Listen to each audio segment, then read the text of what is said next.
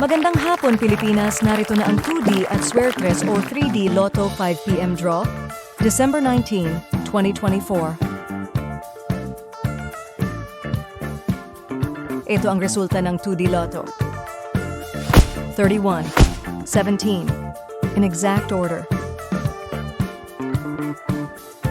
2D prizes para sa straight, 4,000 pesos para sa rumble, 2,000 pesos.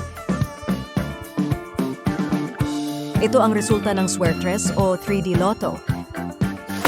8, 8, 0, in exact order.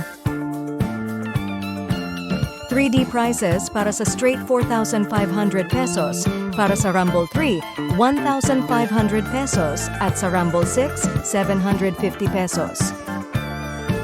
Kung ikaw ang maswerteng mananalo sa 2D or 3D, may plano ka na ba kung paano gagamitin ang pera? Please share your ideas sa comment section para maging gabay at inspirasyon sa iba.